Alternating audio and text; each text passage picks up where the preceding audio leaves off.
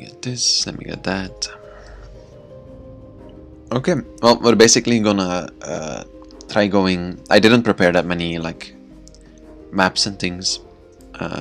It's alright. We're gonna try going basically from the beginning of Meishu's life to where he is now, and seeing what happened and what he encountered. And we can, I mean, we're gonna make some time skips and stuff, but basically, yeah, that's how we're gonna do it. I'm so excited. Okay. Well, we'll start at the beginning, I guess. What is the first moment that Meishu remembers of his life, do you think? Where did it all start? What is he? Are there flashes of memories that he remembers? Things from the past that stand out to him? What are his first memories?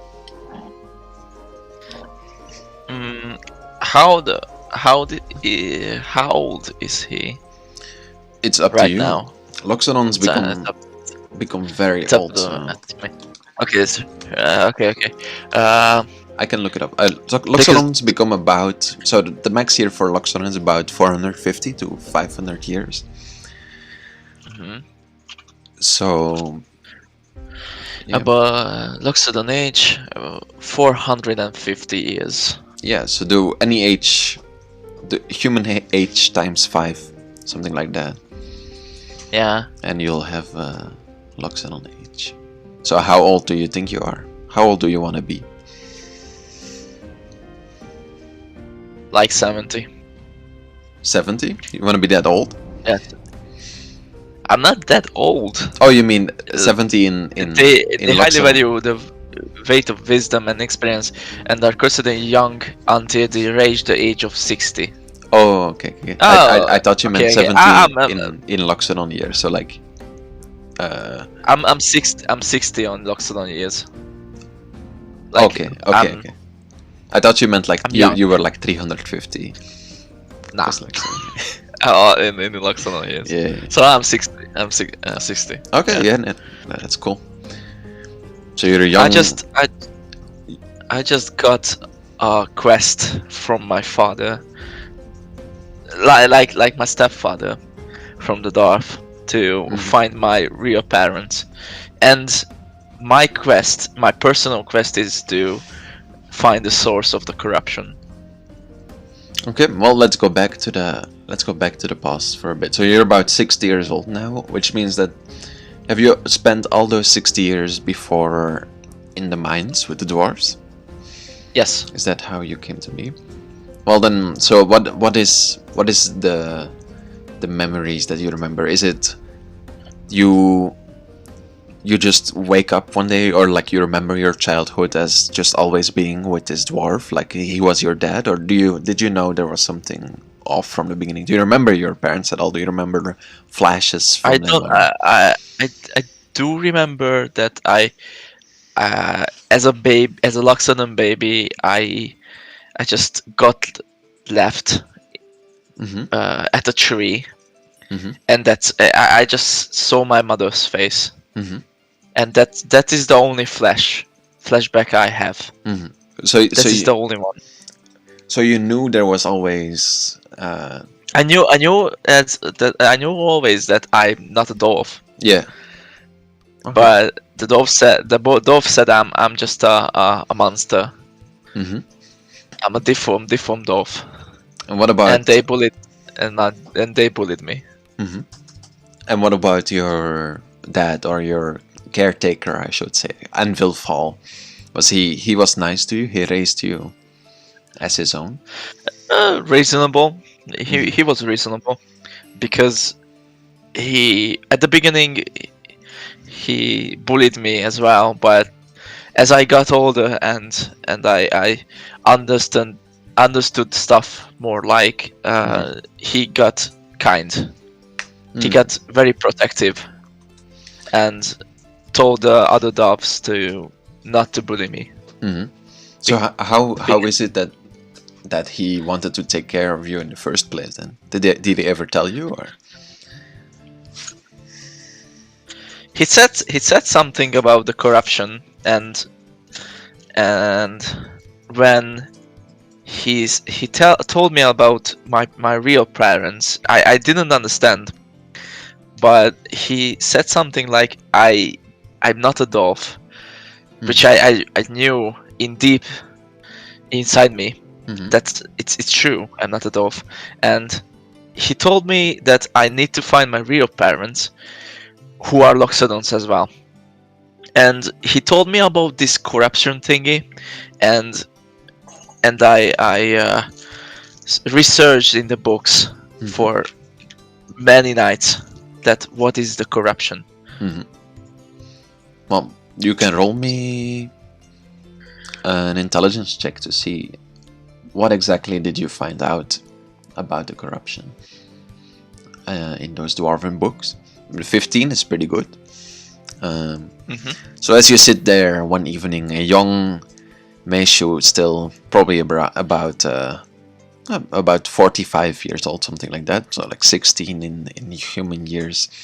Your dad Envelfall just told you all the things that maybe you always believed in your heart but never really wanted to hear. And you decided to go research it for yourself, to see what the world is all about, what this corruption is about, if it is truly as bad as people say it is. And you, the smart man that you are, you have noticed throughout your life that people have judged you often just because of the way that you look, because of the way that you are different than them. But a lot of them never really stood still to ask you any questions. A lot of the dwarves just looked at you angrily just because you were different than them. And as you read these passages about this so-called corruption, you see the bad things they have done. But between them, you also see something that resonates with you. Because you see you see people who are looking to make the world a better place. And are there people among them in history who seem to have done horrible, awful things? Yeah, but to you maybe that doesn't, I mean, you can correct me if I'm wrong, but to you maybe that doesn't sound as bad as those people in the lines who were just misunderstood, who fought for the corruption. But you see the story of a tabaxi leader who would go from village to village, liberating the people of those villages uh, from the awful leadership they were put under by the system that they were in. And this person also served the corruption, and sure, he did many war crimes along the way, but in the end, is it not the people that he saved that count the most? Is it really that important, the bad things that he has done when he has saved all these people? You read these stories, and maybe at least it gives you a bit of a different perspective on this awful corruption that people keep mentioning as something that seems so bad. Even your dad, when he talked to you about it, it was more of a warning than an enticing story, if that makes sense. Hmm. You can add to that what you want, like what goes through your mind when you read these stories of heroes and villains all within the same system, what they call the corruption. What often in the books is referred to as the freedom fighters as well. Hmm. The first thing it comes to my mind, it's so exciting. Like I worked I worked as a weaponsmith, Hmm. and as a blacksmith as well, and it was so boring that I always dreamed of being a hero Hmm. and being a freedom fighter, and now I'm becoming a freedom fighter and a searcher of the corruption. Hmm. This is the first thing it comes to my mind. And the second thing it comes to my mind that is my parents are missing because of the corruption or not? you don't know anything about that. Um, you know there's Yeah, it's some... just a question.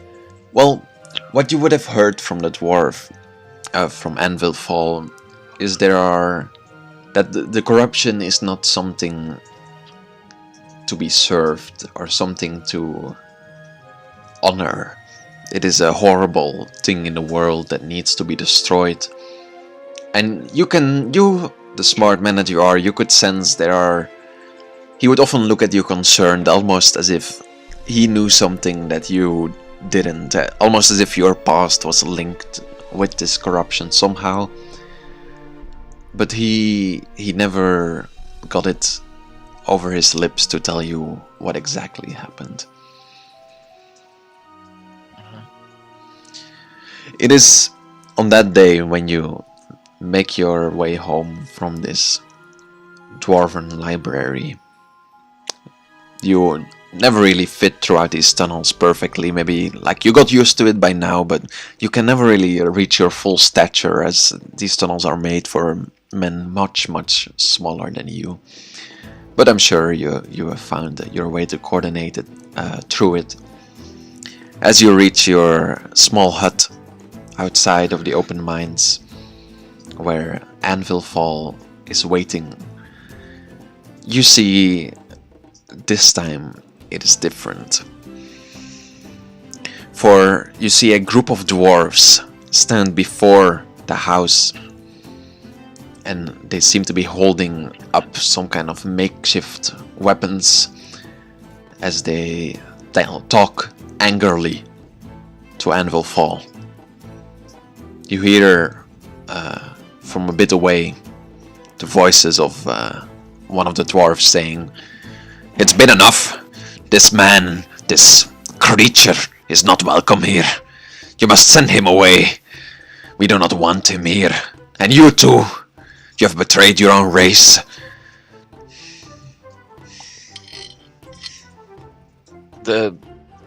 Am I that close that I can talk to him? You just exit the tunnel, and you hear these voices in the distance coming from your hut.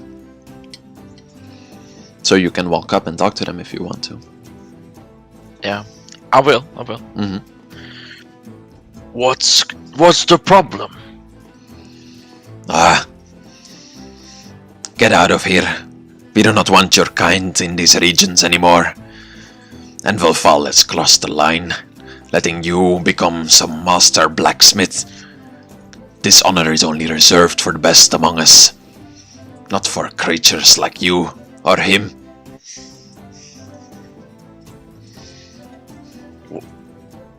What's your problem, really? My father, Amvirful, he's the best blacksmith in town. What? Why do you want me to be? Your father is a thief and a betrayer. That's what he is.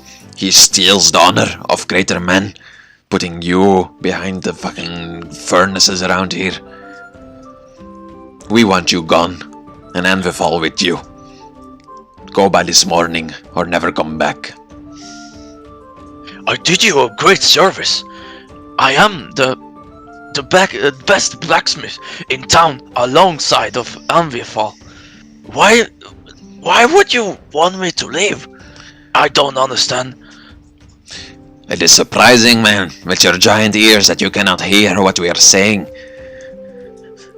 The honor here is reserved for dwarves, not for creatures. We do not want the gods to look bad upon us. We cannot sell our goods because people know some hideous creature lives in these mines. Your image destroys all of us. Be careful, little man. Because if you're talking about the looks, I can easily stomp you, you know. Because you are, how can I put it, small. The man or the dwarf, that is, will take out his hammer and kind of point it at Anvilfall's face, who thus far has been surprisingly silent, he has always been more of an introverted man, not one to reach out with attacks or insults. But the other dwarf reaches to his hammer and kind of points it at Anvilfall's face, saying, "Oh, I will make sure to mess up his face if you're not gone by the morning. That is my promise. I know your tiny hands cannot do anything. All they are good for is hitting a hammer, and even that you're not as good at as many of us." If you hurt him with just one bit, I promise you, I'm gonna stomp on your face that no one can read it. Anvilfall. Remember it. Anvilfall will kind of look toward you and say, "There's no need for that, son. They have made their point. We will pack our books and we'll go by the morning, I guess." Meishu looks sad and looking at the floor. Alright, father. "Yes, scurry home with your tail between your legs. If you're here by the morning, you will regret it." And the man will walk away.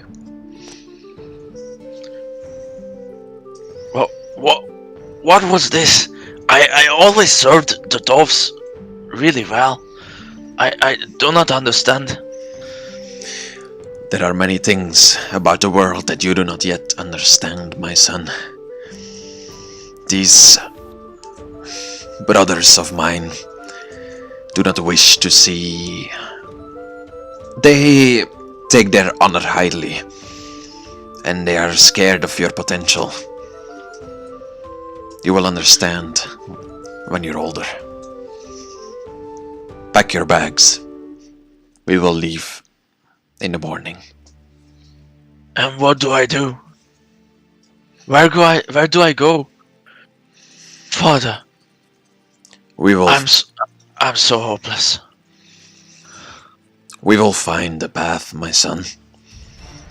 When we leave this village, maybe we can try to find somewhere in the bigger cities to put up our small shop. Maybe something like that. Can I ever come back? I'm afraid not.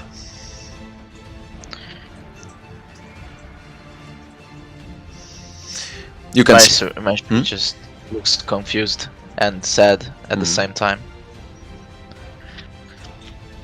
Yeah, that makes sense. Well, Anvilfall will start packing for himself and for you. What is Meishu thinking right now? Like, is Meishu ready to leave this place? Is Meishu ready for his dad, who has lived here all this time, to basically give up his home place for you as well, as he is coming with you? Or did he wish things went differently? Definitely. He wishes that he would stayed longer, but there's a lot of stuff going through his mind. Yeah, that makes sense. Well, the evening will continue. You will continue packing. You can go to sleep. However, your sleep will be abruptly interrupted when you hear a wild knocking at the door. And Who is it? You hear a drunken voice. "We said you won't come by the morning. Me and my pals will make sure Anvilfall will be gone forever. He has betrayed his brothers. Let us in." Go away, you drunken fellows. You're not welcomed here. And remember what I said. If you hurt my father just a little bit, or you kill him, I'm gonna search and kill you all. Just remember. You hear something you hear them whispering to each other, and then you hear a slow, like bonking sound on the door, like as it continues. The house begins to shudder slowly, and Anvil Fall awakens behind you. Do not be rash, my son. I was afraid this might happen. We must find some way out of this.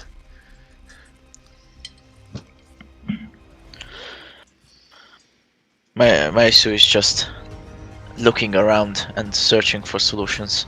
Mm. What do we do, father? Speaking about solutions, what is in your house, do you think? Do you have like... is your house kind of designed in a special way? Do you think you have created any... do you think you have created any special things by now that you have like put around your house? Or do you think...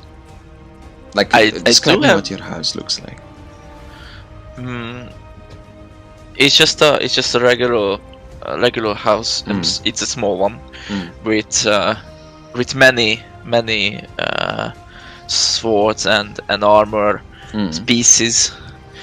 But I do have my armor and my weapon. It's a let me look it up. I do have a hammer on ready, and I do have a great club that I engineered on the long way. So I can fight with that. And tell me, what is so like? You're a great inventor, like you. What is like special about this great club? What makes it unique compared to other great clubs? If you say you engineered it yourself. Yeah, it's very durable. So you find like some very special wood and like bend it in certain ways. Yeah, I do not know the name because it was not in the books. Meishu searched for it from night to night, but he didn't find the wood that he found. But it's very it has a magical feeling. It's so soft that you can form it however you want, but it's so durable that it doesn't break. It's like a non what is that fluid called?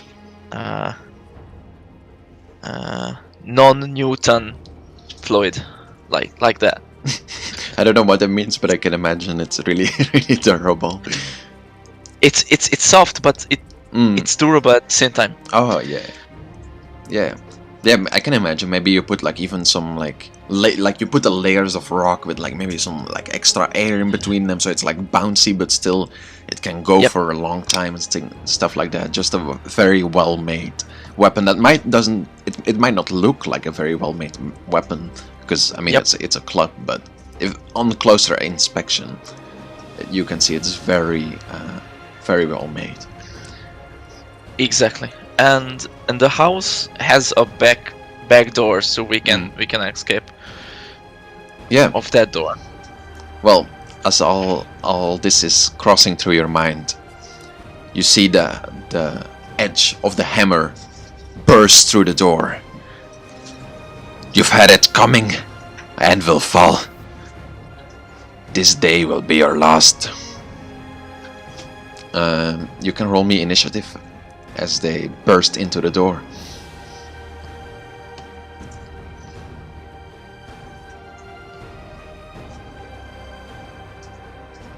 You wanted to send the results of this roll to the turn tracker, but no valid token was selected. Oh no, it's fine. I just like it will just be into groups. You and Anvil Fall, and then them. You will go first. It's 14. This will be more of an RP initiative, so we don't need tokens and stuff like that. It's just to see what happens and who goes first and what your actions are. So you see them burst open the door. They pull back their hammer. They push it open, and you see 3 drunken dwarfs stand there, bloodlust in their eyes, as they hate the dishonor that you have brought upon this village. Father, the door! Go through the door! The back door! And will look kinda panically in this situation. He is a great blacksmith, but not good under pressure. He has always taught you to take your time with things and not act hastily. However, in this situation, he is clearly not on his own, as he will make a wisdom check to see if he can get the courage to focus. As he rolls a natural 20, pursued by your words, he looks around and immediately finds the key and runs towards the back door.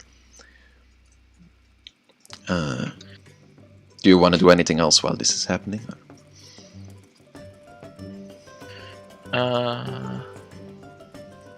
I'm grabbing thief's tools as well from the table. It comes handy.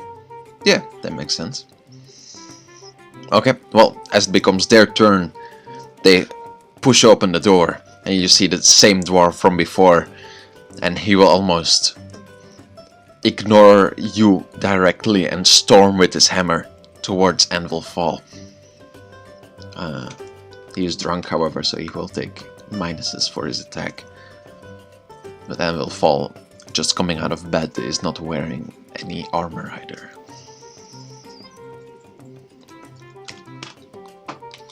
As he hits Anvil Fall in the knee, and you hear the cracking of bones.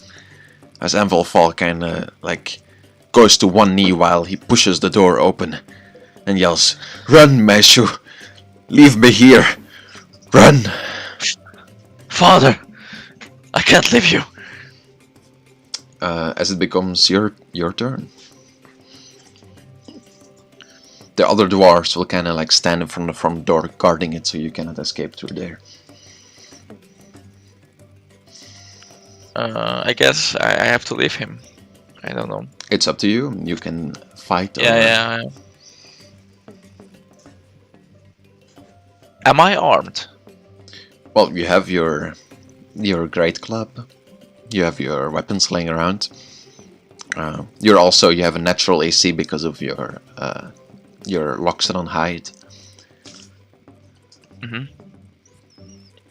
So you're definitely more armed than the dwarves in front of you, who, looking from their visage, they just came from the bar and decided to take revenge.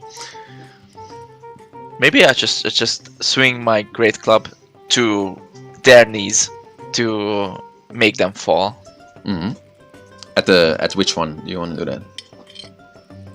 The one who hit my father. Well, roll me 2 hits with your great club.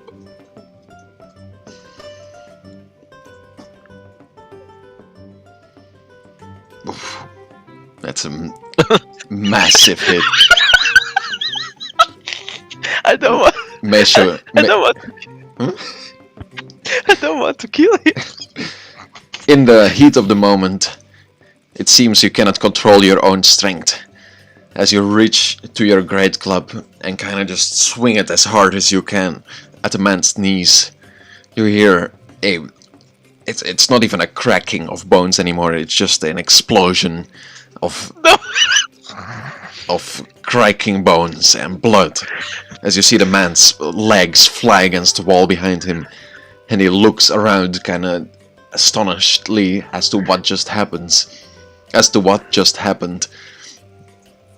It seems, it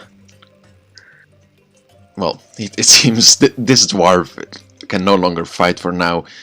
As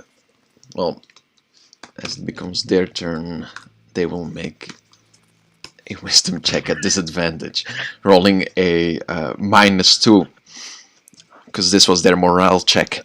as they see their friend get basically pulverized by a single hit by you, they kind of like look at you and then look at their dead friend by now and storm out the door to probably go get the town's guard or something like that.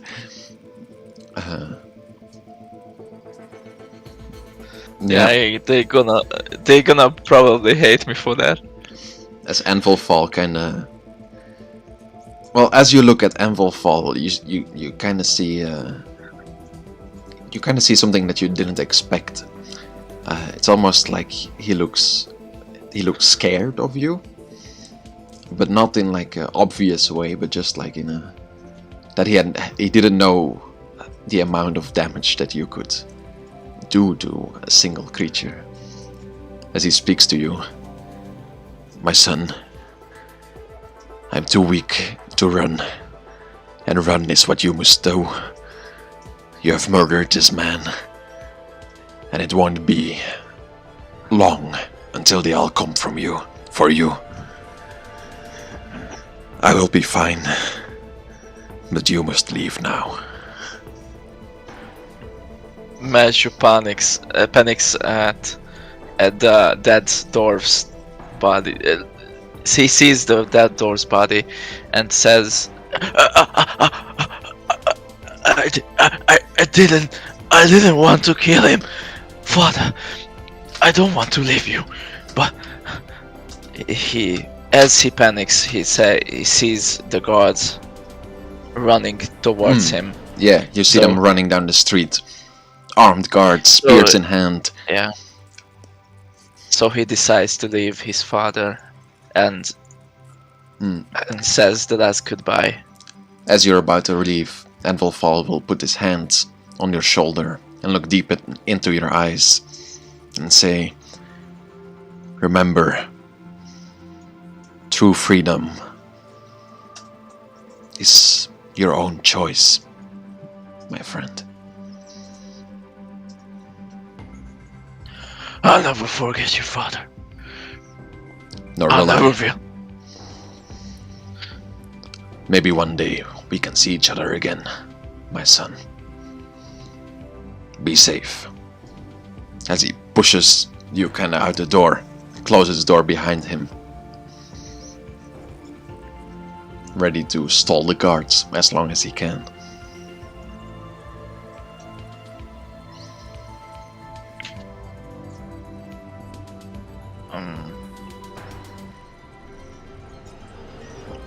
Okay. Okay. Does Meishu run? Yeah, he does. Okay.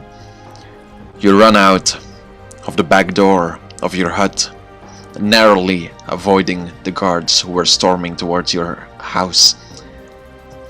As you look back, you see more and more arriving there. You see your little hut. You see the entrance to the caves where you have worked since child so long, so hard. You see the blacksmithing chambers where you have trained with the other dwarves, where you have made friends, but many more enemies. A bit later you see your village from afar as you stand on top of the hill surrounding it. And you think by yourself that maybe this will be the last time you ever see it.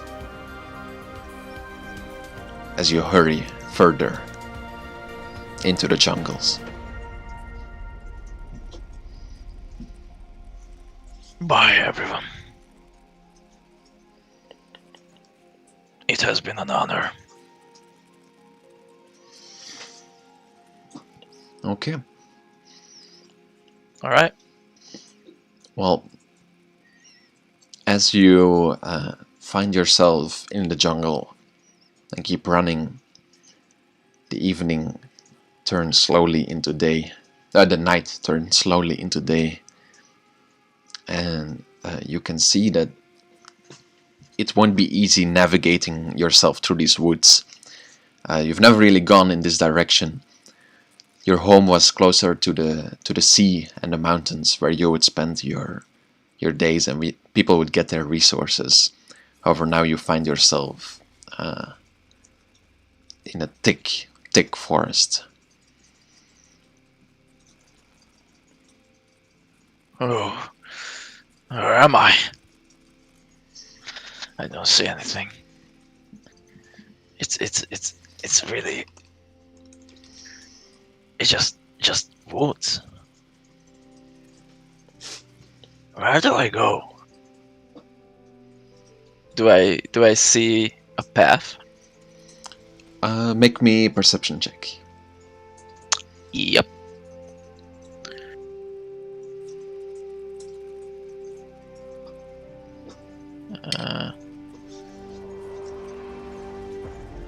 Passive is perception, and I don't see the button for it. Normal perception. It should be under your things. Let me find. Oh, can you wait? No, let me just reopen it.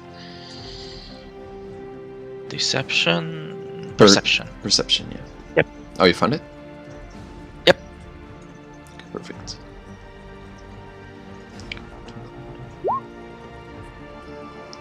I don't know why you did that before as well. I think you have something on. You're always rolling at advantage. Yeah. I don't know if there is a button somewhere. Let me look.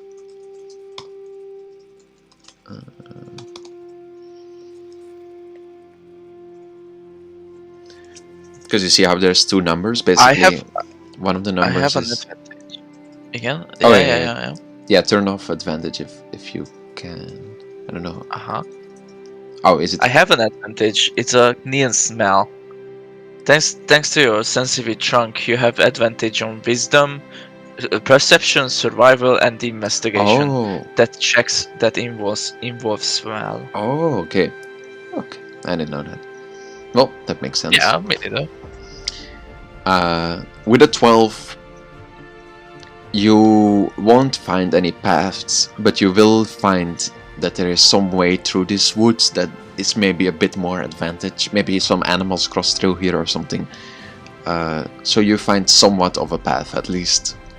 It will be easier than just going straight through whatever jungle that you see. Well, what is your plan? Do you just keep going deeper into the forest? Yeah, I'm gonna proceed to the path you said, where it's more efficient to go. Yeah, you can get through it, or you can make some pace at least. However, did you take any food or drink from your? I think I always have a little bottle of water with me always because of the work, and I always get thirsty because I work with the fire. So I can drink, but I can't eat because I don't bring food. Okay. Well, this bottle of water you're used to. Well, let's say it is pretty much. It is a lot probably because you're used to doing heavy work. So I'd say you can spend probably 2 days without needing new water. Yep. Well, then what is your plan? So you can try to go look for food, or you can just keep going through the jungle to see if you can find something better. It's up to you. When I get hungry, I just look for bushes to see is something edible, like fruits or something. As a kid, when I was at the dwarf village, I studied books that include herbs. So I can identify easily which herb is edible or not. Well, sure. Make me a survival check at advantage then for me. To see, because reading these things in a book is one thing, but finding them in the nature is another. However, your eyes do not deceive you. Your mind does not betray you. And you can easily find some berries, some herbs, it won't, like, you will still be hungry, but it will give you enough food to at least not starve as you make your way Alright. through the jungle. Mm-hmm. And I just sit down and take a break and eat my food, what I found, and I just proceed to the jungle and to see if is some civilization I can find there. I just going blind, just straight into the jungle and trying to find a village or something like that. Usually people follow the river because civilizations are most important thing is the water. So if I encounter river, I just follow the river. Sure. Well, make me one last survival check just to see how good you are in going straight, because we said you find some sort of path, but it's hard to like keep walking in one direction without accidentally walking in circles, especially in a forest as thick as this. So yeah, that's good. That's amazing. Yeah. Oh my god, it's high. Yeah, well, you can easily continue. However, this day you will not find anything yet, as day goes into night. Do you make camp or do you continue going? I'm continuing proceeding into the jungle. Okay. Well, I need to find a camp or a village or something. well, as you continue through the night, you hear something in the distance. It starts fairly quiet, but as you keep walking, it seems to get louder as you hear the sound of drums in the distance.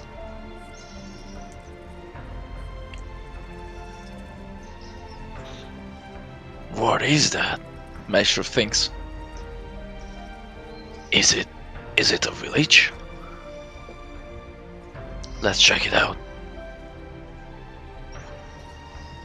Meishu proceeds straight towards the sound. With caution, of course. Yeah. Well, as you come closer, make me another perception check. Perception check coming up. Jesus. These advantages on all these checks are like pretty insane. Okay. I don't know. It's just $2. It's a pay to win. No, but my stealth is pretty bad. Like I have a disadvantage on that. Oh, okay. Oh yeah, that makes sense. Well, yeah, with a 17, you can. You find that as you get closer, you see some tracks in the mud before you that do not seem human. You see small footprints, so it does seem to be from some kind of humanoid creatures. But these are definitely no humans making these sounds.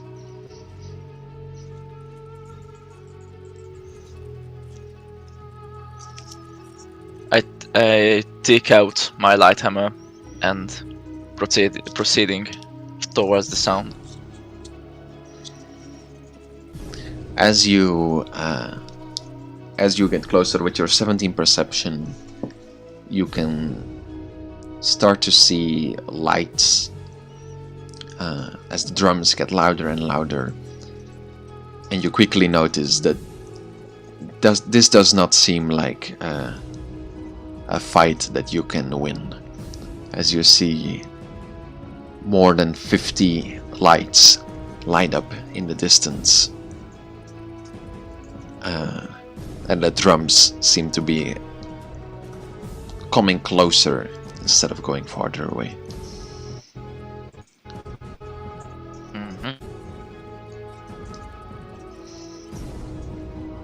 I proceed. Okay. You proceed towards them? I proceed towards them. Okay. Obviously, if they are friendly or not. Okay.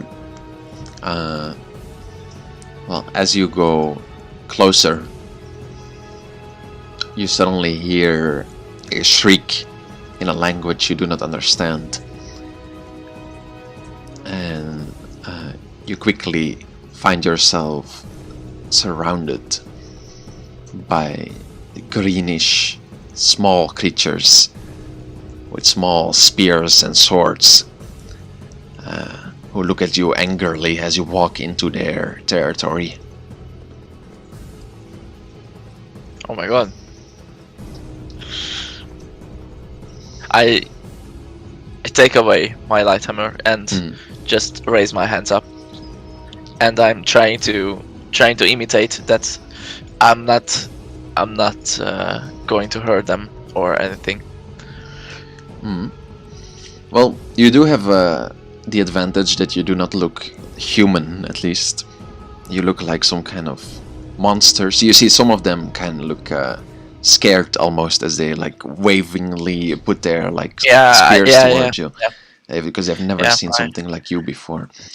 And you do not seem like of evil nature, so make me a persuasion check to see how calm you can come over to them.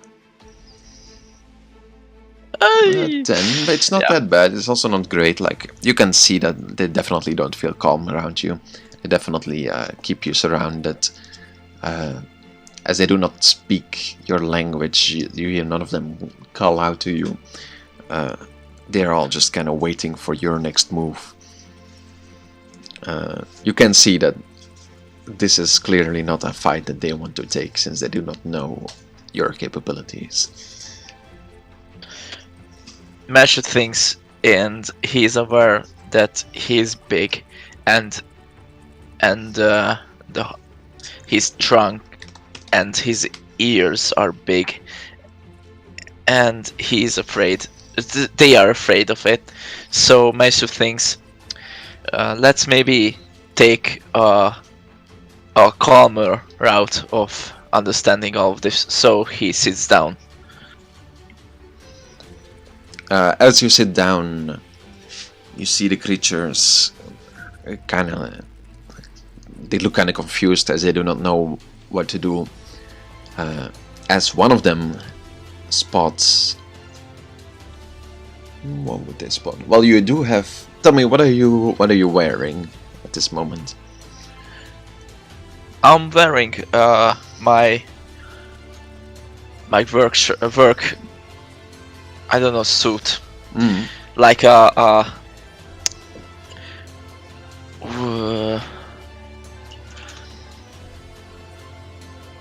like a coat. Yeah, an overcoat.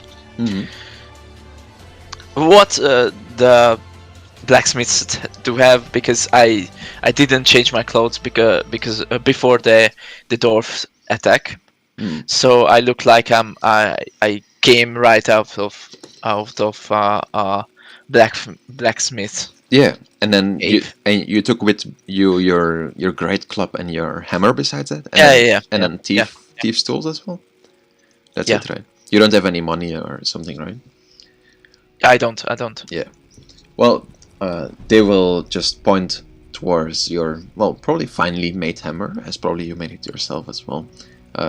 They do not really see anything special about your club, and they will kind of angrily, as you look less as a threat now, sitting down. Some of them will kind of come closer to you and point their spears angrily at your hammer and speak in a language you don't understand. You hear them like as they point at the hammer at your thigh. Meishu, trying to keep calm, and raises his hands and says, "It's okay. It's okay." and trying to lower his hands and puts them on his thighs. Mm. It's okay. You can calm down. I don't want to hurt you. You see they keep pointing at the hammer, and then like they point to the left to where you came from, almost as if saying like, you need to get out of here, and they keep like pointing their spears towards you, but before they do that they point at the hammer, as if they want the hammer as a payment for entering their property. You want the hammer? And Meishu takes the hammer and just puts his hands up, put the hammer up into the air. You want my hammer? You can keep it. And he throws the hammer towards the creature.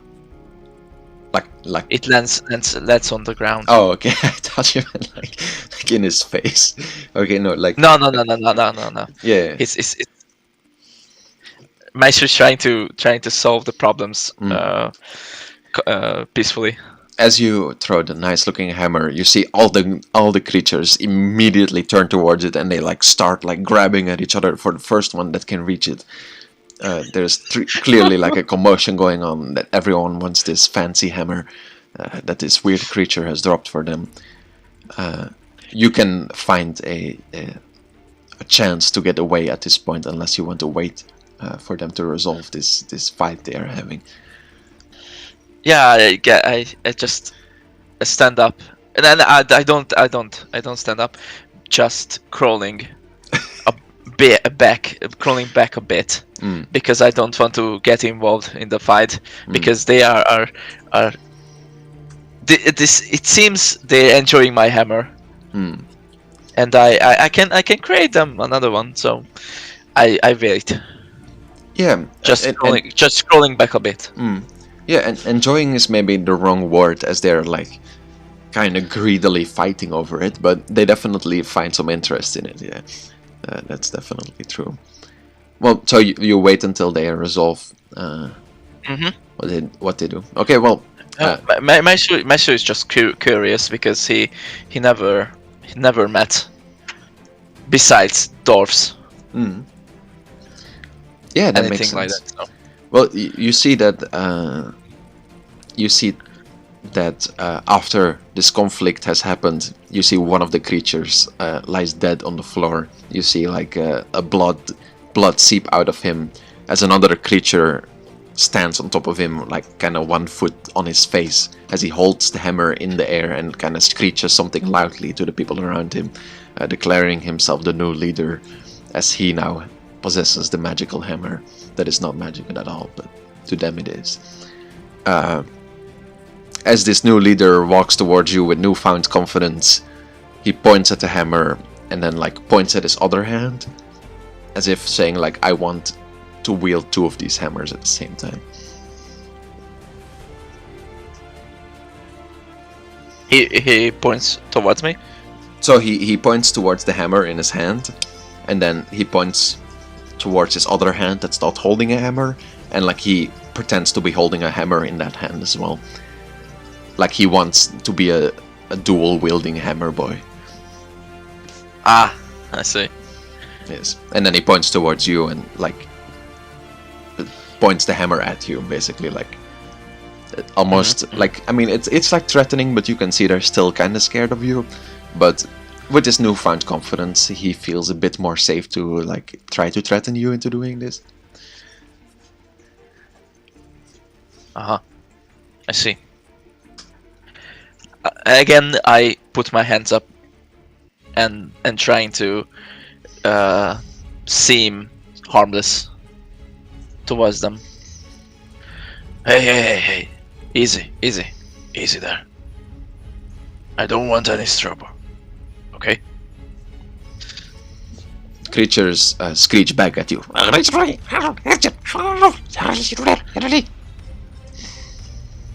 Okay. I don't understand, but I do feel you don't want me here. So I just go.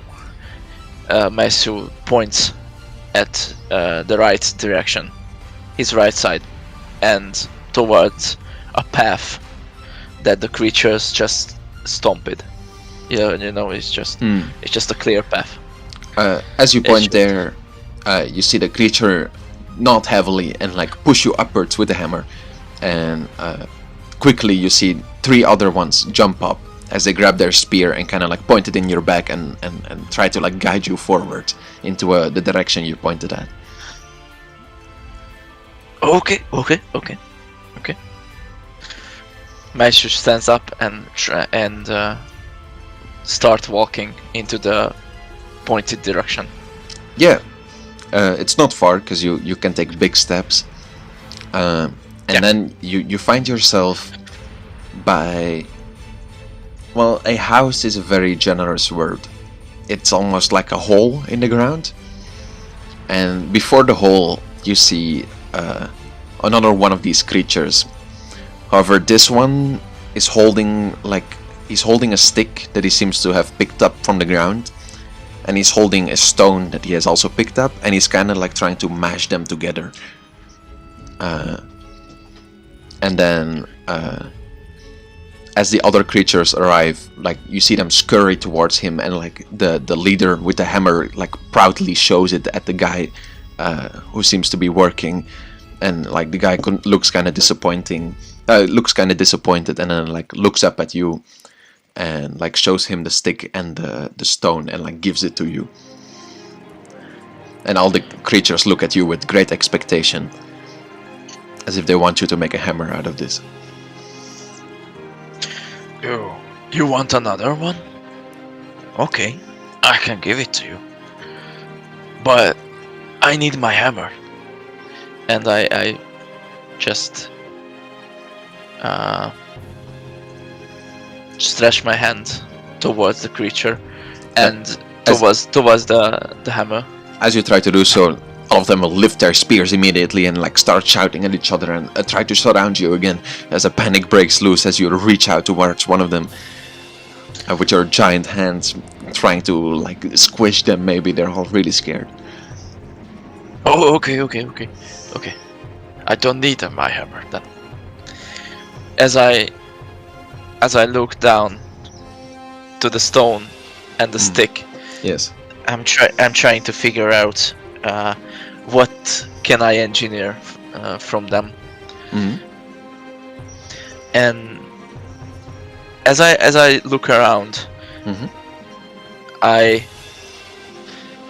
found a sharper rock that I can pick up and starting to hit the bigger rock to maybe form a hole that I can stick the stick in.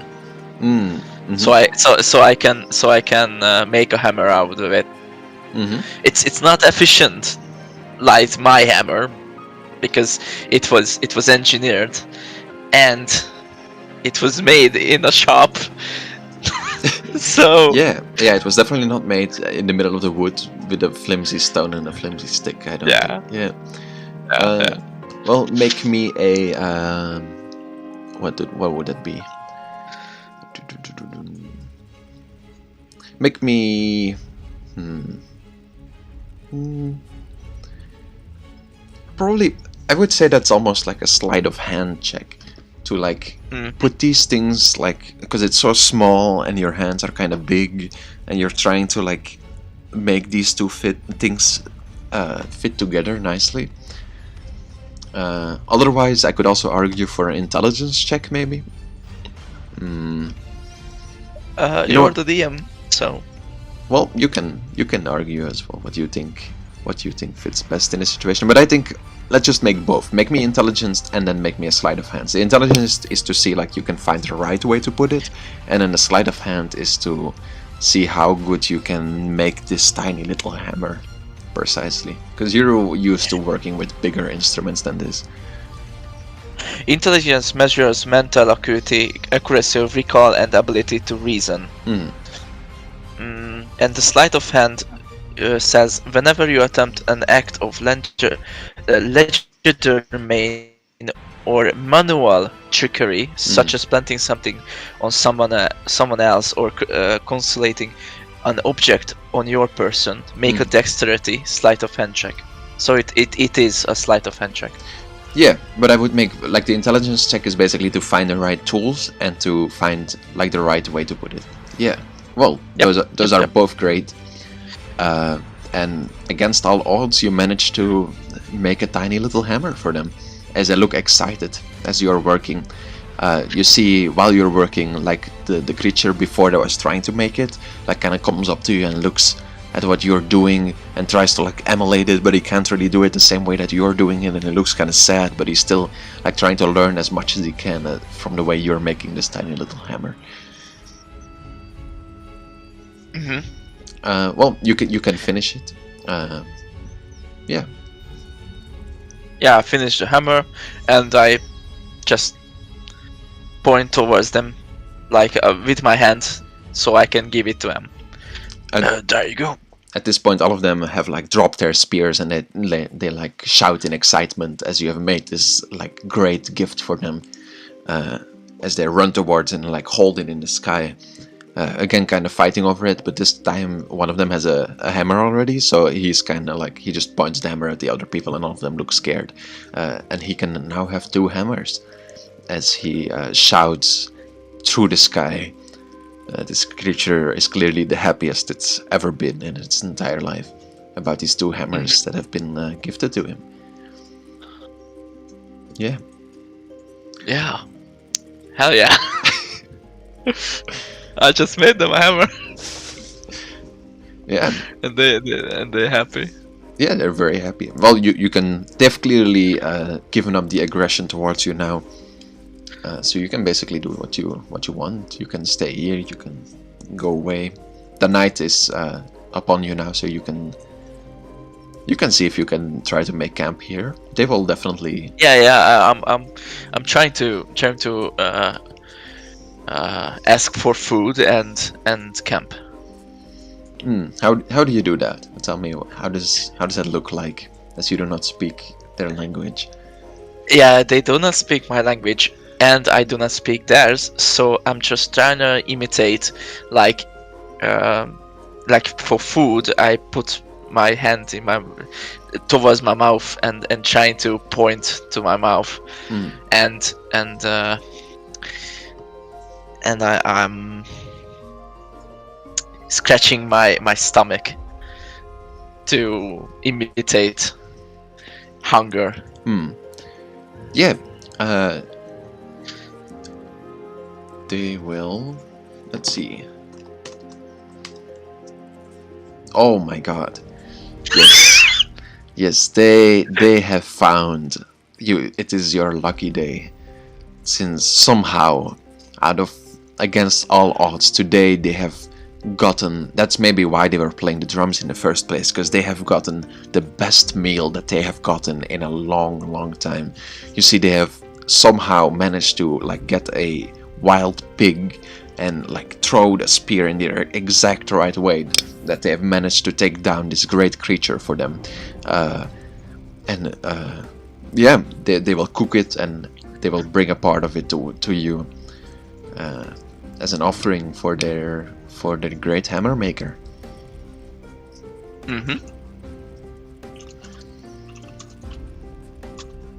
Yeah, so you can eat. They will give you a place you can. I mean, it's basically just a forest ground, but at least maybe you feel a little bit safer. There's a fire you can sit after.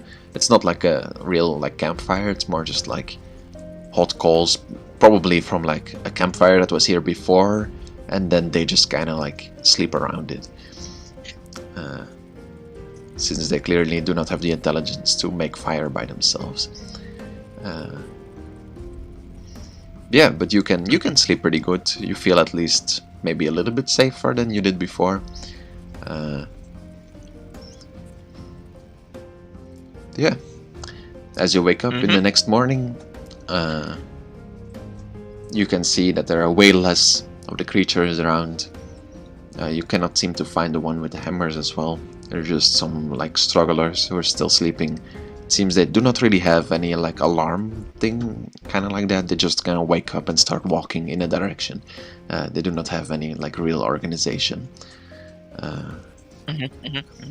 Yeah, probably most of them will have forgotten you by tomorrow. So, Oh wow.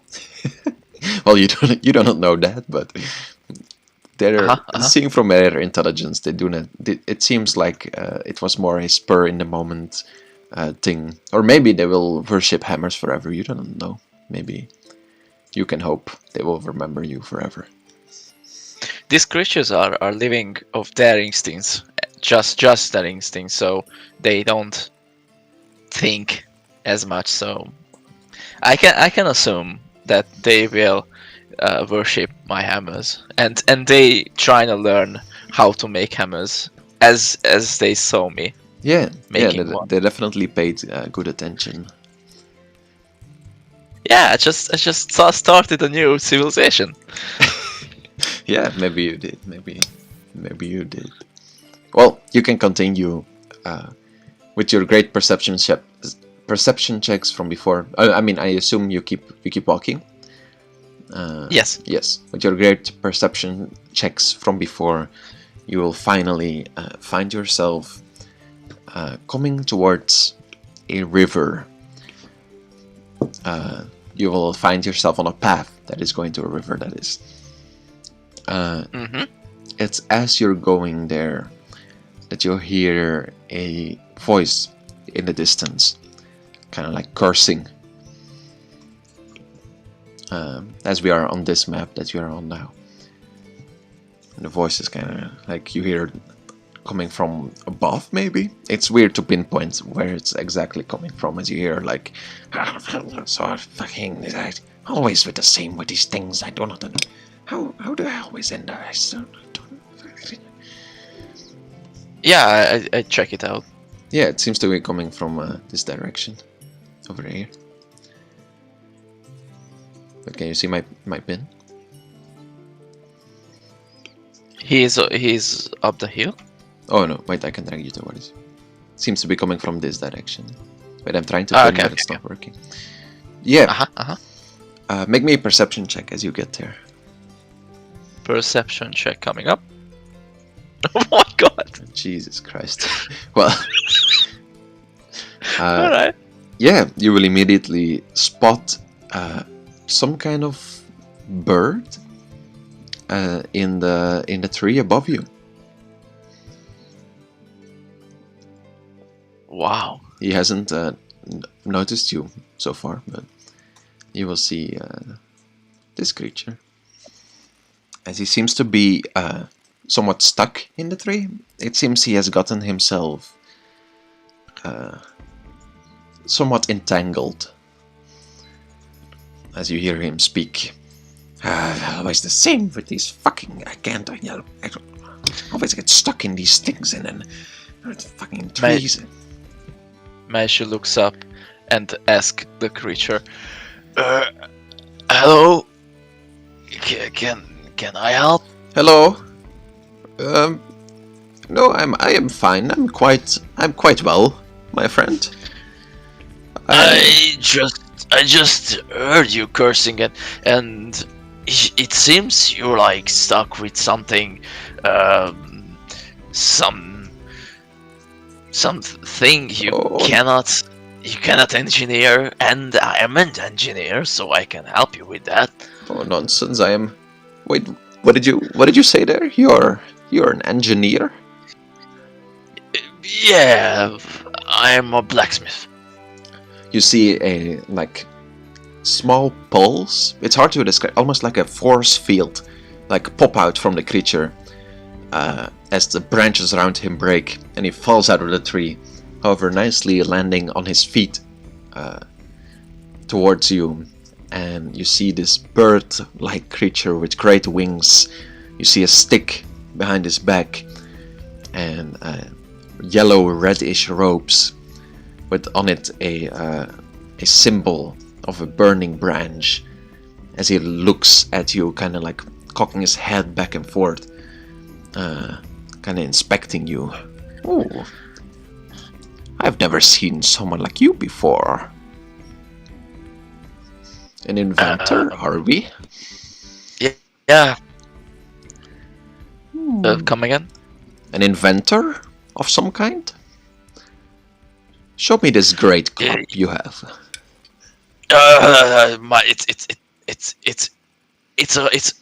It's the best great club. I just engineered myself, and I can show you. Meishu takes the great club in his hand. As you can see, it's just a regular great club. But if I do this, Meishu twist the great club like it's a boomerang, and it pops back up like it's a rubber. Yeah. He will look at it kind of with its sparkling sparkles in his eyes. Now that is very interesting indeed. But check this out. And how do I ping? Just hold left click or right click. Or double hold left. Wait, no. I think hold left click. Yeah. But maybe it's different on not Mac. You can also just take the measuring tool and show me where you want. Because I want to this rock. I want to smash it. Yeah. And check this out.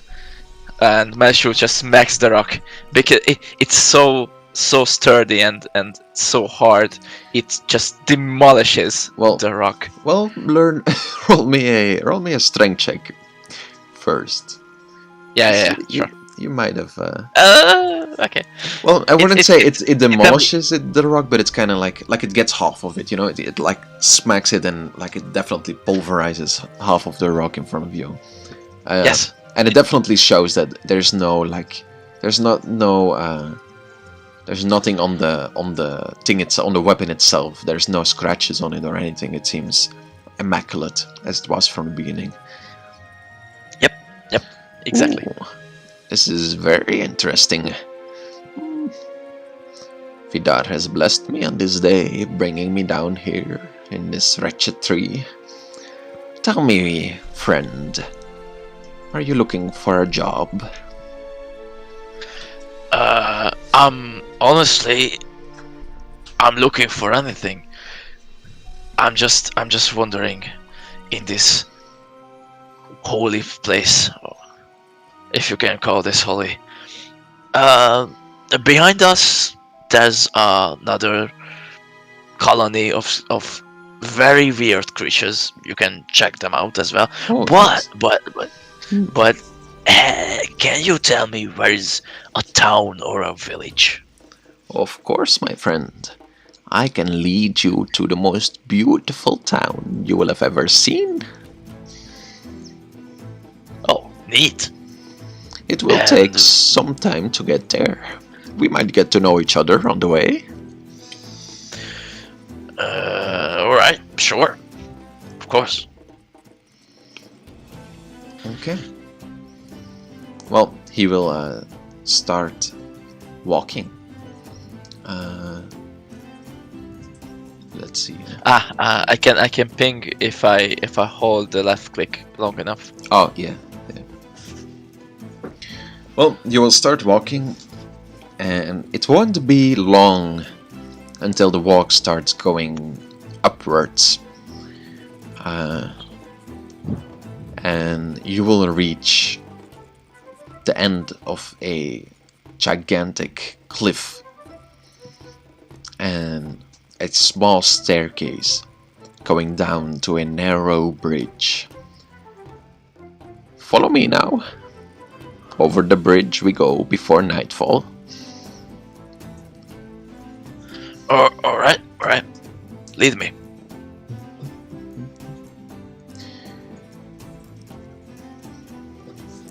Before he does so, he says, "Oh, one more thing.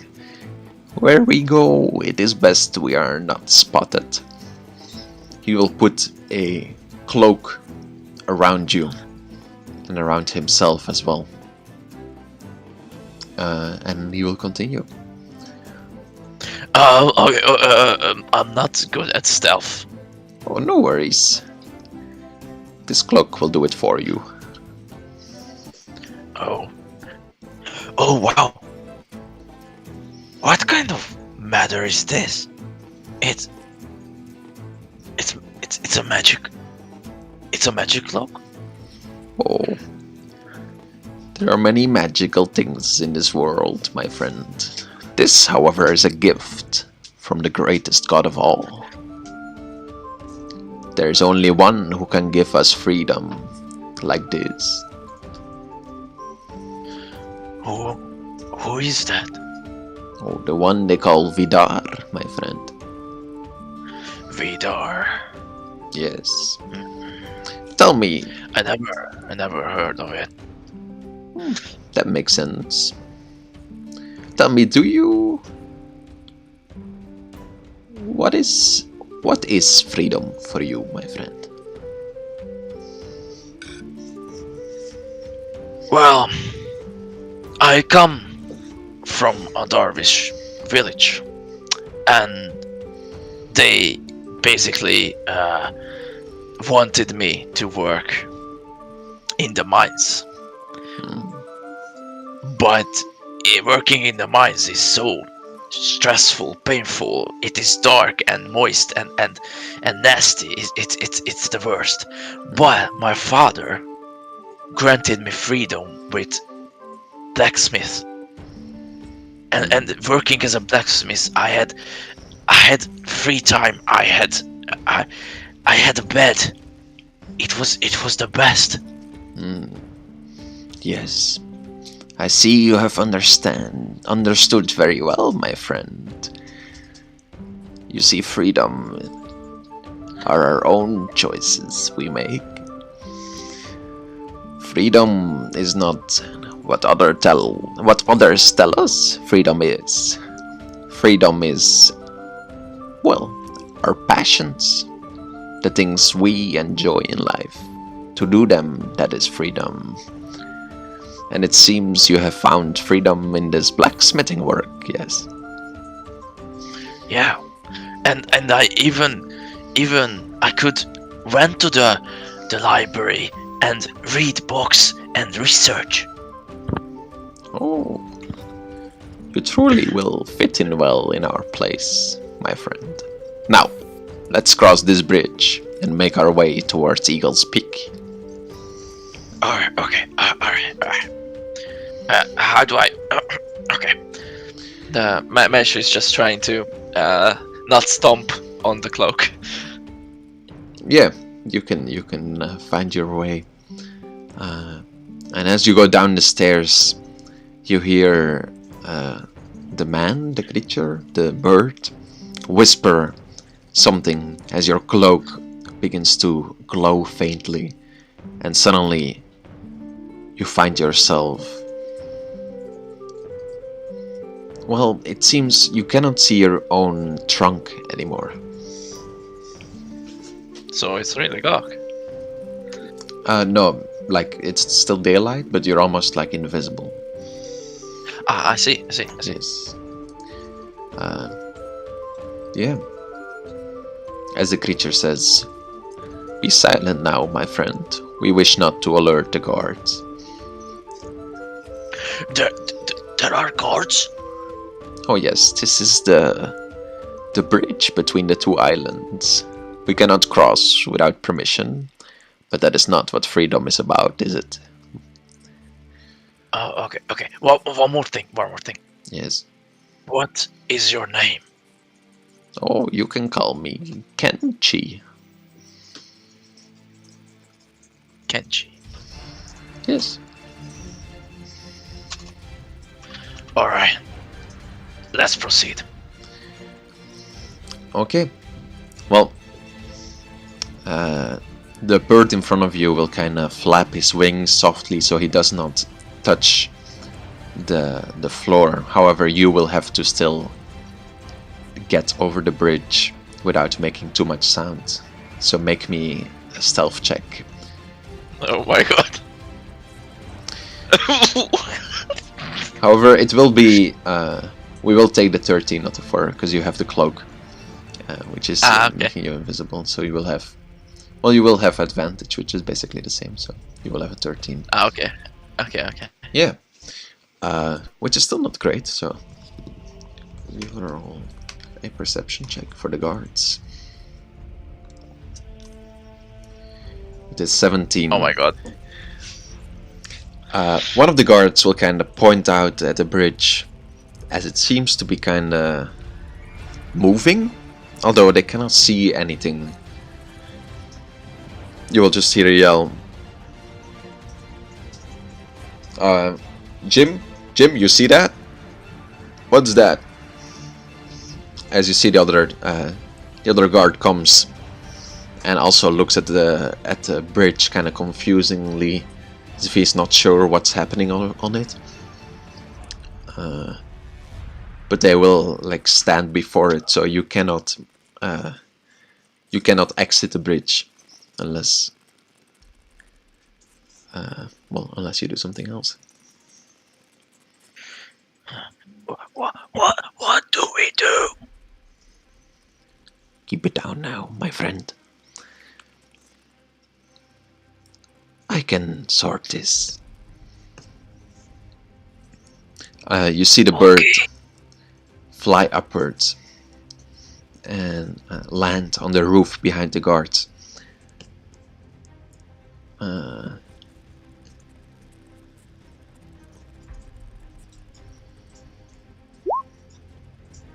Okay. And then one more. Oh my god.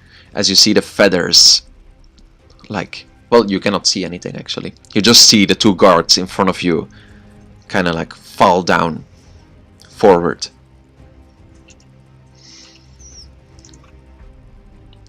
As they remain unmovingly on the ground. Come now. Are they dead? Oh, death is but a part of life, my friend. They wish not to find freedom. We have tried to convince them long enough. Follow now, before reinforcements arrive. Okay. Uh, Meishu proceeds with Kenji. Well, you can continue far enough over the bridge that he will take the cloak off of you and carefully put it back in his backpack.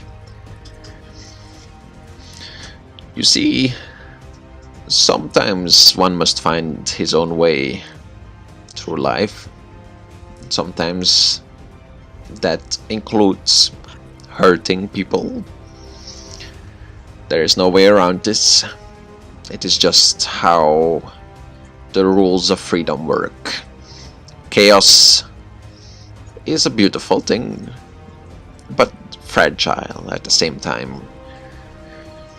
The strong will always beat the weak in a world of freedom. That is just how it works. You will see he looks kinda... He doesn't look happy about this. But he does look like he has accepted this. Meishu acknowledges it. Well, you can continue. You will continue along the cliffs, this time on the other side of the island. And you will start to climb higher and higher as the night falls. Make me a constitution check to see how good Meishu can climb these mountains.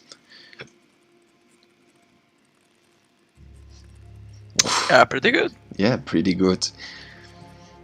Let me make a constitution check for him. Actually, maybe you outdo him.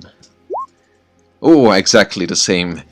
He will walk in front, kind of like trying to show off towards his new student or his new. Well, student is a big word. Maybe new follower. But you will keep up perfectly, and you will look back proudly. You will make a good student to Sir Horn, I am sure. I bet. well, you can make camp. Nothing really happens throughout the night. You can continue in the morning, and unless there's anything you want to do on the way, you will arrive pretty soon. Mm-hmm. Is there anything you wanted to talk about with him while you were walking? Yeah, sure. So, Kenshi, Yes. how do I put this, but what are your species called? Oh, I am an Arakokra, my friend. Ah, I heard of them. I encountered that word in the books. Oh, is that so? You are well studied, man, aren't you? Yeah, I studied many nights. Tell me, in those books you have read, have you ever encountered something like the freedom fighters? The corruption called by some? Meishu's eyes just sparkling up and says, "Yes, I Oh. did." Well, then you must recognize the symbol on my robes, do you not? The burning branch is the symbol we all carry. It is the symbol of freedom, the symbol of not obeying the laws of Helia, but fighting for ourselves. Yes. You know, I always dreamed of becoming a freedom fighter. Oh. Well, then you will fit in perfectly, I am sure. Our causes are noble to some. I prefer the adventuring life above the army life, I should say, or the blacksmithing life. We all have our own freedoms. So once we reach our destination, I am afraid our ways will part once more, for I must find new freedom fighters like you. Shall I? Where are we going, actually? To the freedom fighters base or something like that? Exactly, my friend. It is the place we have called home for many, many generations. It is the place where Vidar has gifted us the powers to do what as we please. It is the place great heroes have defended from those who do not wish to see freedom rule. It is the place now hidden from sight, but still great in purpose.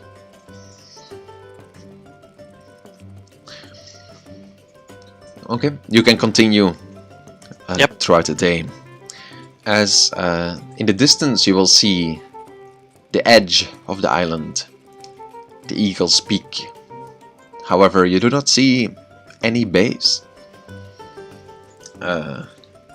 However, Kenshi keeps walking in front of you with purpose. Whoa, slow down. I'm trying to keep up, but you know, I'm big. Oh, no worries. We will be there shortly. Oh, okay. I need to take a break after that. Yeah, It's a long walk. you can, my friend. I'm not used to walking. You know, I'm just standing and hitting. Understandable. After a while, you will see suddenly a formation of rocks starts moving towards you as you make your way towards the edge of the island, and it keeps rolling closer and closer. However, Kenshi does not seem concerned about this. You see that too? Oh yes, it is the guards of our lovely place. As they're all closer, But you see it now forms, like the rocks like roll on top of each other and form a giant stone golem that stands before you. Meishu's just staring at them Yeah, and then trying to not look scared, but he is scared, and he doesn't speak. Kenshi will just look at the golem and he'll make a sort of special hand movement, and then he will just say, "May Vidar bless you." And you will see a red glow like kind of come out of him. As you see, for 1 second, the eyes of the golem light up with a red glow as well. And he will walk away. Follow now. Oh, okay. Meishu just amazed of the creature, the stone creatures. You will Okay, encounter. I'm going. You will encounter a few more of these creatures before suddenly you will walk through a magical veil of invisibility.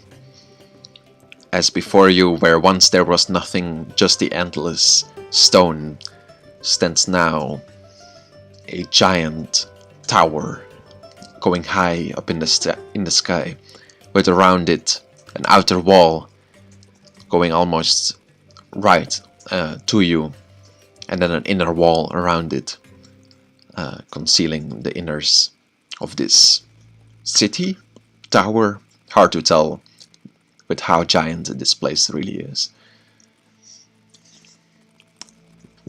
Welcome, my friend, to Eagle's Peak. Oh my lord! Just Meishu just turning his head around every direction. He's holding his trinket. Like we humans put our hands in front of our mouths, Mm. and Meishu just looks everywhere. Yeah, And- make me a perception check as you look at it. Alright. Perception check coming up. Yeah, as you look around, you see you see the walls, and in front of you, in front of the walls, you see this like small, like area of guards where you see these creatures who are half human, half goat, like practicing with this magnificent armor, and this armor on their horns, like all these items in their hands that you've never seen before. Like the inventor inside you almost goes wild with all these inventions left and right. You see on the wall, on top of the wall, you see these giant machines like moving slowly on top of it, clearly made to catapult something maybe, or shoot something. It's hard to tell from this distance. And then high up on the tower, you see that there is someone just falling down the tower, but very slowly. It's a beautiful sight to behold.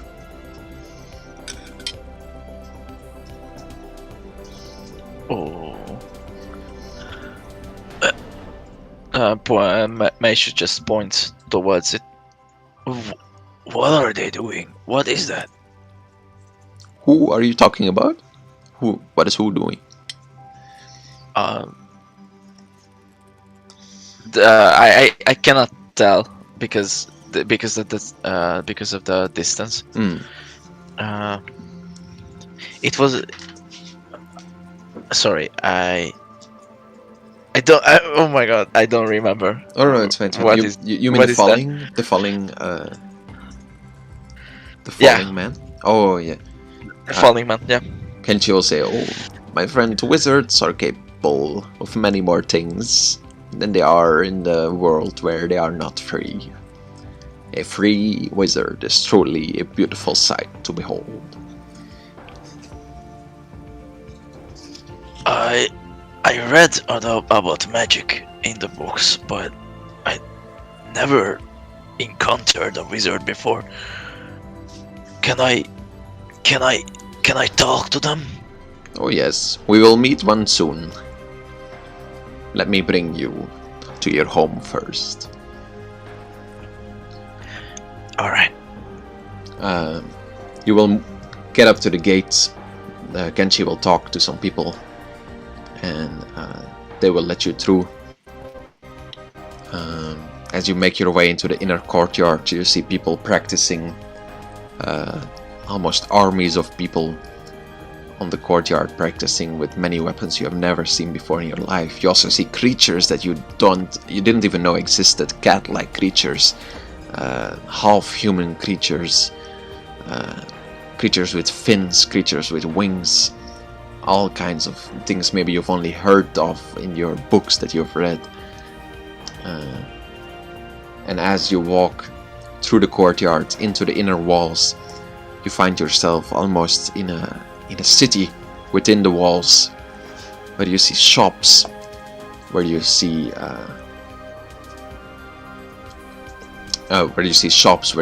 inns, where you see all kinds of places that would normally be found within a city. But all of this is trumped by the last place Kenshi brings you. As you enter, you feel the heat you know so well, fill the air.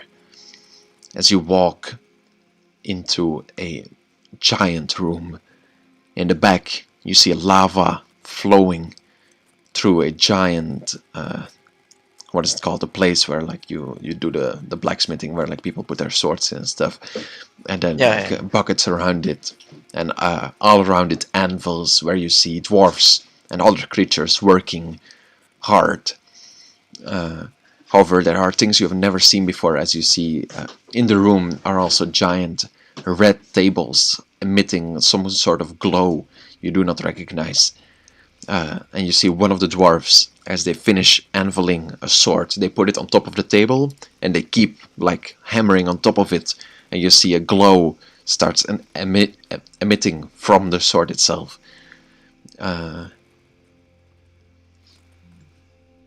Yeah, as you see this, Meishu is amazed. It's just truly amazed. Oh, you made a map for it. Wow. yeah, Is that a minotaur? yes, further in the room, Oh my god. you see a giant-looking creature with horns, working on a gigantic long sword on top of the red table.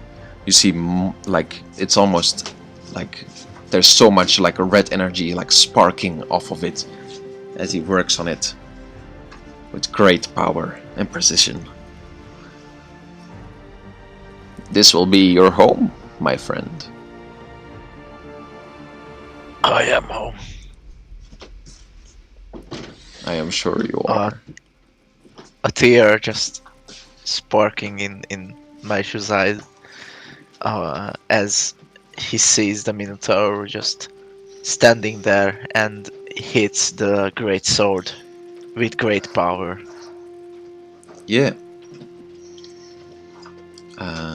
Well, Kenshi will bring you... Oh, not the guard.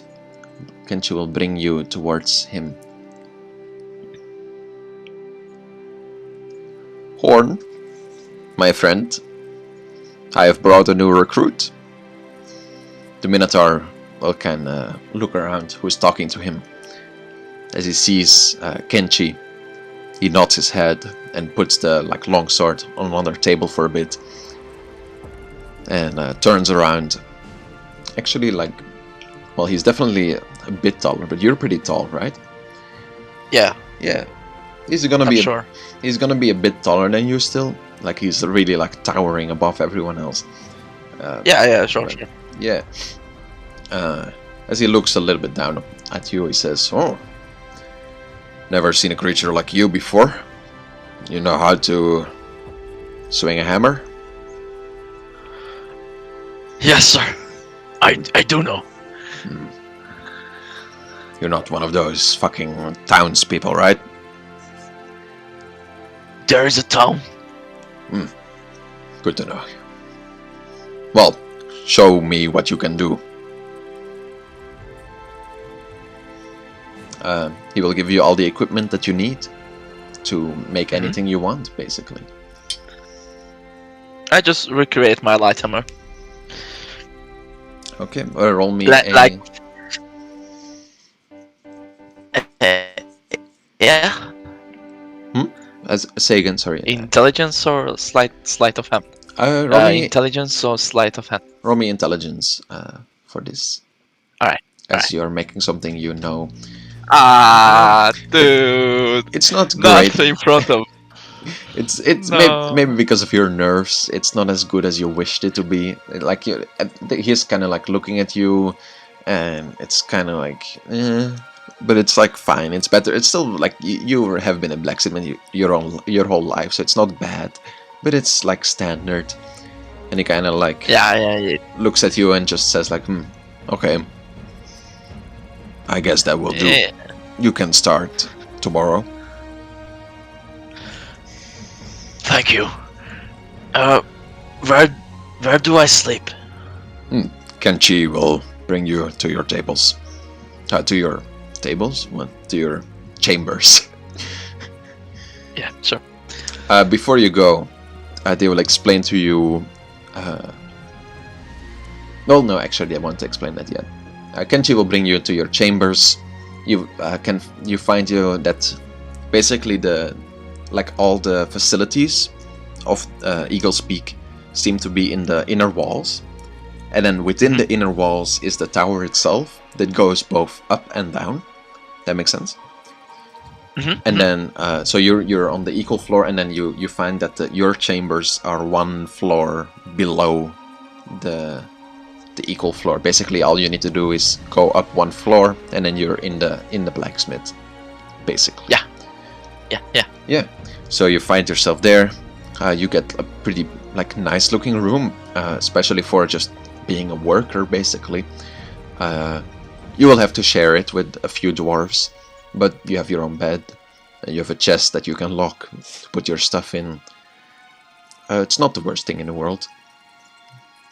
Meishu will call it freedom, so. Yeah. Well, Kenchi will look at you, smiling, and say, well, I think this is where we say goodbye, my friend.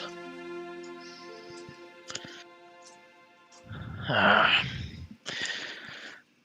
hope we talk again. One more thing. Where is the library? Oh, the library is upstairs. However, it is only reserved for wizards normally. However, there is a normal library in the inner ring somewhere as well for the humans, or for the non-wizard people. Meishu looks disappointed, but also not hopeless, and says, "All right, thank you." No worries, my friend. Take care. Maybe we will see again. Maybe we will see each other again one day. I hope so. Yeah. As he leaves the room and exits Eagle's Peak once more, looking for more adventurers like yourself.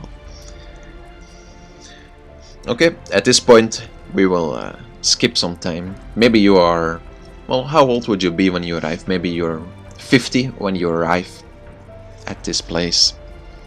Yep. And you will work here for many years. 10 years is a lot. And well, you can just tell me, how do you think all of this goes? Horn is he's a good leader. He's good at what he does. He knows how to do it. However, he can be easily tempered towards those who do not do their work well. So you don't usually have problems with him, since you like your job and you like what you do. Yeah, but he's not like you notice quickly he's not like Anvilfall. You do not connect with him in the same way as you did with him. Yeah, sure. Yeah. As it seems, he is more just a very straightforward man. And sometimes when you make a really great piece of equipment, you can see he's kind of proud. But besides that, he does not show many emotions. Like any straightforward man. Yeah, yeah. Well, how do you think your life goes here in Eagle Speak? It's I think Meishu have the top of his life. He's learning a lot about new weapons, new armory, and the creatures around him. It just excites him, and want to learn their traits and what do they love, what do they hate. So he spends many nights besides sleeping, studying in the normal library, Yeah, and he's trying to get up to the uh, wizard library, but the wizards don't allow him. yeah. Maybe I don't know. They will bring a book or bring one book or two to Yeah, him. you can make some deals. Maybe one of them like wants a sword, and you kind of like sneak behind Horn's back into making like a special weapon for them to like lend one of the magical books that you can read. You can like find your way to do some things, but it's always been a bit of a point of contention for you that like you notice quickly that there's a bit of a hierarchy in Eaglespeak where a wizard seems to be getting a lot more advantages in life than other people. And although you are treated well, it seems like there is also not as much progress for you to be made. They are happy for you to do what you do, and you get better at your craft, of course, and you learn how to use these tables to infuse your equipment with all this magic, but you never really get into the knowledge maybe that you want to learn, or you never really like learn anything new about what is actually happening or what you're making these weapons for. Like there's many questions that you have that seem to have no real answers within the place that you're working. And that's how Meishu becomes an artificer. So he is a blacksmith, but he's working with magic as well. Yeah. Within basically it's a standard skill here that they will teach you for everyone. So not everyone here is an artificer, but everyone learns how to use these magical tables. And because of your high intellect, you basically learn to interpret that in different ways as well, making you become an artificer. It is this way that one day Horn will gift you on your 10th year of working in this place. Horn will come towards you one day and bring you a beautiful set of armor, not yet enchanted. What is it that you have now? It was normal. What did we say again in the end that you have for armor? I have chainmail. Yes, so he'll make you a immaculate piece of chainmail armor, where it looks nice and it has like symbols on it with the burning branches and stuff, like etched into it. It looks like he has worked on it well. He will speak to you. You have worked many hard and long days here, my friend, or my student. He won't call you your friend, his friend. Yeah. You deserve this. You've never asked for anything, so the least I can do is repay you with something. I have not put any magic on this, since I have seen your skills have almost trumped mine when it comes to these kind of things. I will trust you to use them wisely. As he will hand the armor to you. And Meishu kindly takes it. I'm just doing my job, sir. So are we all. I will continue. Well, that's work. Tell me, how is it then that you end up enchanting this armor in the ways that no one here really has done before, in this way of increasing its protective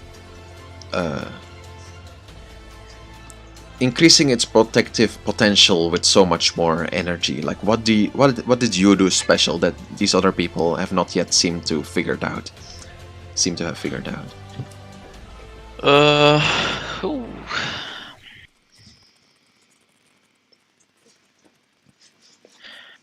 I think I used magic more like a defense tool, nor like an attack tool. So I maxed out the defense on the with the magic, and I usually Meishu usually makes armor with high mobility, but with high protection. So it enhances your agility, but at the same time you're protected as well. So that's why my armor is the best they can get right now. Yeah, it's as like you start working on this armor that was gifted to you, infusing it with all this magic, that really everyone kind of like, or at least the people around you, kind of like stop and look as you work on it so perfectly, like striking it once on the red table and then putting it in the water beside you, and then grabbing another piece of the armor and then like hammering it on a normal anvil and putting that back on the red table and making sure there's all this magic seeping into it at the exact right moment, as they look at your masterful skill while making this, as you infuse this armor with its defense properties. What is it called again?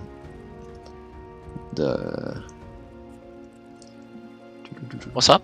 What is the armor called? Or like, what is like the Chainmail. Yeah, but I mean the artificer skill, armor skill that you infused your armor with something, right? Arcane armor? Arcane armor, yes. As you infuse your armor with this arcane armor, only a skill that is not known by many, and definitely admired by all those around you. Maybe only Horn can do it as well as you, or better. Yeah, it's understandable. Yeah. Well, as you do all this, that one day, after working here for 10 years, you hear something about people, prisoners being taken. It's like something that just kind of falls into your ears, and that like they're gonna need something from the blacksmith or something. Like, you're not sure what all of this is about. All you're told is that you need to work to prepare some magical weapons for them to choose from, because they have to go on a secret mission. That's all that you really hear about this.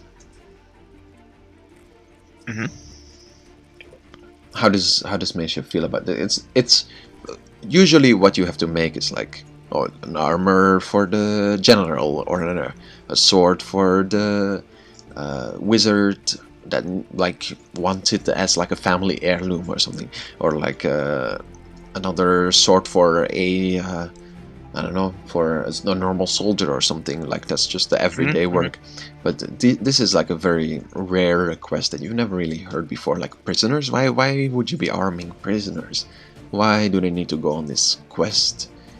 It's all kind of sketchy. Yeah, it is sketchy. Meishu feel a weird excitement because he doesn't know why are there prisoners, and he's trying to help the freedom fighters, and he's patiently waiting for going onto a onto an adventures. Mm. So he's doing the hard work. He's exercising. He's practicing. He's learning, and he's preparing himself to the one moment when they tell him there's an adventure to go. Yeah, it's been like 10 years now. You've once this was all you wanted when you were but a young Loxodon, 16-year-old in human lives, 40-year-old in Loxodon lives. You worked in the mines when you were really young, then you finally got to be a blacksmith, but you didn't get to really output your skill that much in the dwarven village. Over here, as a young teenager, you really got to like show your skill to everyone and make what you want to make for 10 years doing this job that you loved. However, making the same thing over and over and then not really getting anywhere, not really seeing any new things to learn or do, it kind of, yeah, it got to you after a while. And you remember those times with Kenshi, like sneaking through the jungles, or those times you make those hammers for those weird little creatures, and you remember the fun that was and the experience that gave you, the things you could learn from just seeing the world, from meeting new people, from doing new things. And it's this excitement that kind of gets revealed to you through these new prisoners. Yep, Yeah. exactly. As they it's only a few days later that you will see these 3 men come down the stairs. One with long white hair and cleric-like robes, talking to Horn about choosing a weapon. One with red glow in both of his eyes, almost similar to those of Kenshi. A human man with grey hair walks towards the equipment that you have prepared. You were tasked with, for example, removing a weird energy from an amulet that was his. You remember you infused it with another kind of magic from the table, empowering it further. And you see how he puts it on, and he presses the button in the middle of the amulet, and a short sword like pops out of it as he holds it in his hand and kind of like tests it. While this is happening, you also see there's some weird like monkey-like creature that seems to appear and disappear sometimes. It's very like hard to tell what's going on. It seems there's some weird things going on within the with the man with the grey hair. However, lastly, there is this wizard in now red robes, robes that are very similar to the ones you wore of Kenshi, and he will come to you as you will show him what you have made for him, because you were given a beautiful dagger that seems to be able to contain water, and you altered it so it can contain even more water, infusing it with the magic that you were taught. Yeah. Mhm. What is it? What conversation did you have with him? As we did not roleplay that part, and it already happened, so you can tell me, like, maybe it won't be like a long conversation, but a very super like official. Like he comes up and kind of like looks at the daggers, and tests them out. Is there anything you say to him, to this prisoner from a far land?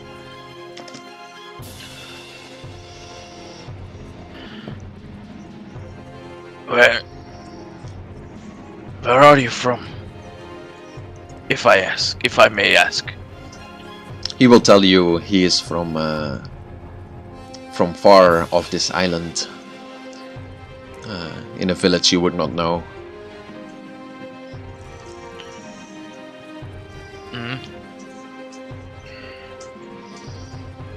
Do you know anything about the thing called corruption. As you ask these questions, Horn will suddenly walk towards the wizard and continue his conversation with him. It seems if you want to know more about it, you will have to go search for them later. As they get pushed out of the armory, it seems there is some kind of conflict with Horn going on, as you hear a lot of cursing. It seems they do not get along as well as you and Horn do. It seems they want more and more weapons, which they cannot have right now. Yeah, but they exit the armory and you see them walk into the city.